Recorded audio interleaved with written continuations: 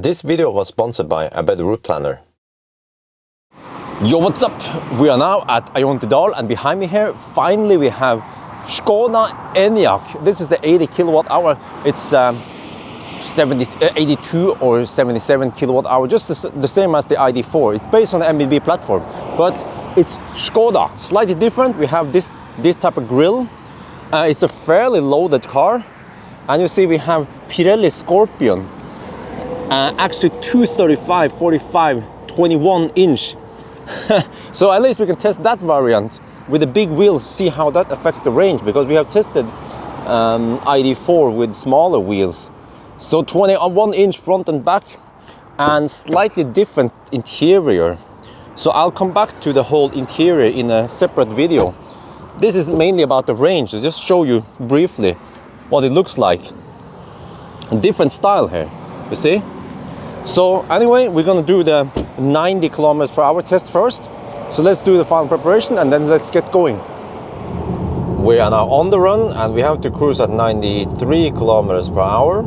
Yeah, so here we see some of the interior. I'll come back to that in other videos. I also configure the infotainment to show you the trip status and stuff. So the infotainment screen here, the system here feels very similar to ID4, ID3. See the way the layout works and everything. So not much to say there. Today we have 8.5 degrees Celsius. I'm going to stop now and check the weight. So let's see. All right, front axle.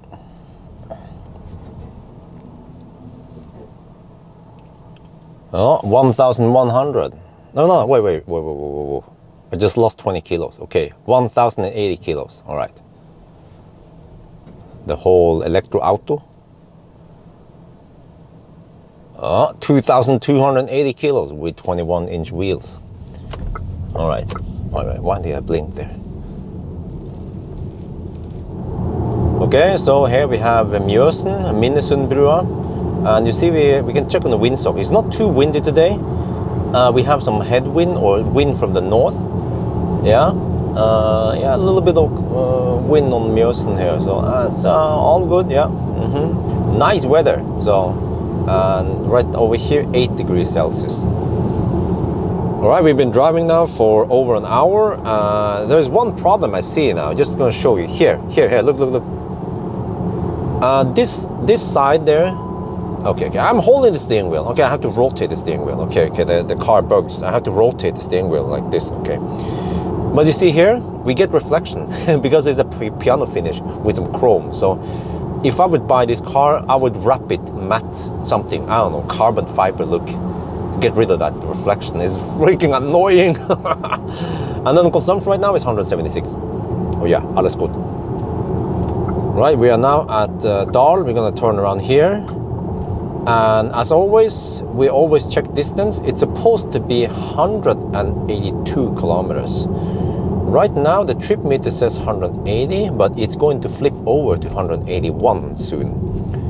So let's see, I can't show you guys the numbers right now because we are going through the roundabout here, but then we have to wait for traffic from the left.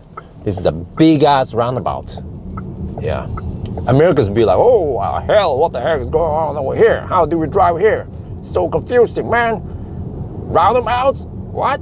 Yeah, I'm just kidding. Okay, anyway, it still says 180.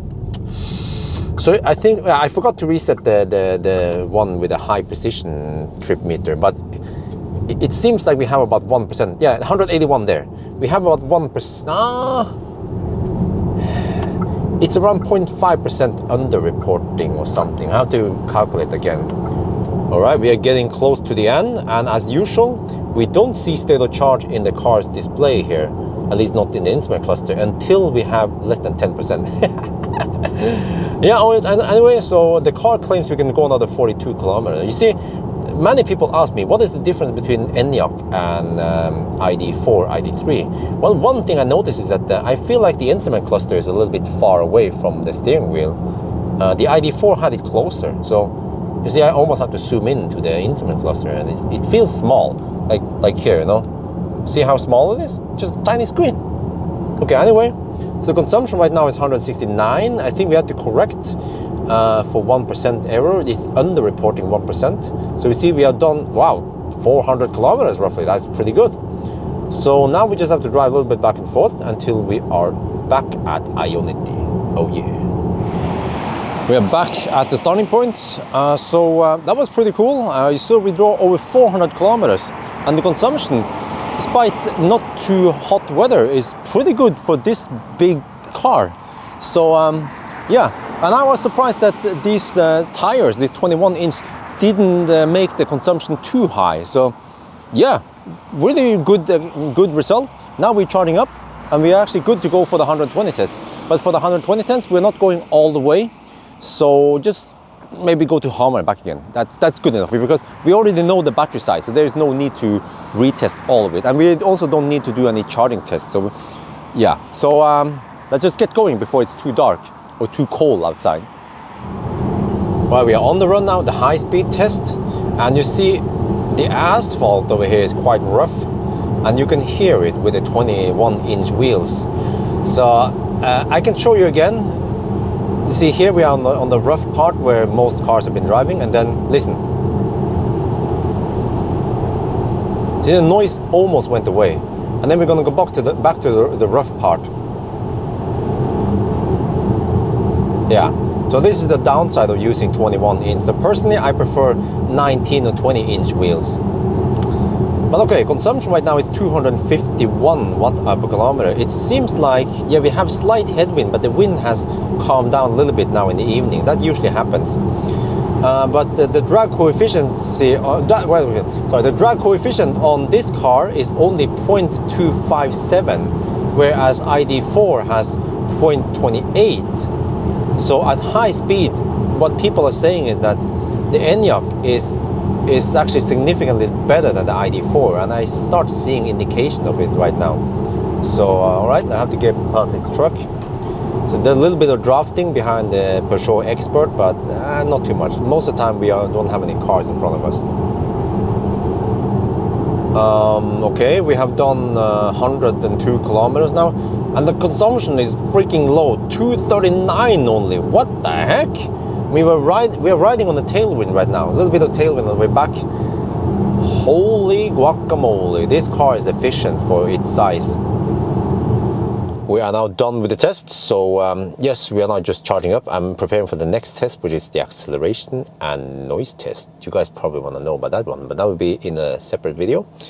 So when it comes to range, so today at the low speed test, I managed to go, well, we would have gone 442 kilometers, which is on par with ID4. Because many people actually consider ID4 versus Enyaq. And so this is what I'm going to explain to you then. That okay, so it seems like I was getting slightly less energy out of this one, but I forgot to reset the fraction part of the trip meters. I don't know exactly how far I drove, so that's why I don't know exactly how much it would be, but at least this one shows 73.4, but just don't look at it too much. It should be around 75 kilowatt hour if I did the measurement more correctly. And also I forgot to bring the OBD tool, EV Notify, because EV Notify also works in here because it's basically the same drivetrain and battery anyway. So, and then I could see exactly how many percent I had, but so it's mainly runoff error. For the 120 test though, this car was way more efficient, like we talked about earlier when we did the drive. So actually the range here, I calculated the range in the Enyaq is 6% higher than, wait, was it range or was it efficiency? No, efficiency, and the efficiency was 6% higher. Very impressive, very similar driving condition, about the same temperature, dry road and stuff. So wow, it means that if you're driving fast on the Autobahn or something, or if you're driving fast on motorway, then you should go for the Enyaq. But for many Norwegians, for example, someone living in Bergen, there is no 100 zone nearby there. So people around Bergen or many places in Norway, you will usually be driving around 60 to 80 kilometers per hour. Then it doesn't really matter if you go for ID4 or Enyaq. But when it comes to price, well, yeah, I'm not going to discuss the price, but I would say that they are similar in price. But what people want to know here is that, what about the interior? Well, my impression is that the interior in the Enyaq is better, and the seats are also slightly, well, it's more leather, but nice and firm. And I've been sitting here all day and it's nice, but I actually prefer slightly softer seat, but that's just me. So, but I will get more into detail about the whole interior in other video. I need to spend more time with it and also test the stereo and all that. But overall though, the Enyaq and the ID4, they are very neck and neck when it comes to range. And of course, charging is the same, it's the same battery. But the efficiency at high speed was really impressive with the Enyaq. So compared to many other, I mean, there are not that many other cars in the same price. I mean, not the same size range. You have e-tron, which could match this one in size, and then I guess Model X. I-Pace is too small. EQC is also smaller in size. So in that regard, the Enyaq is really good for its size. Yeah, that's what I'm saying. Good in efficiency. So I think that's going to be it for now. Hope you guys enjoyed this video. As always, thank you for watching and talk to you later.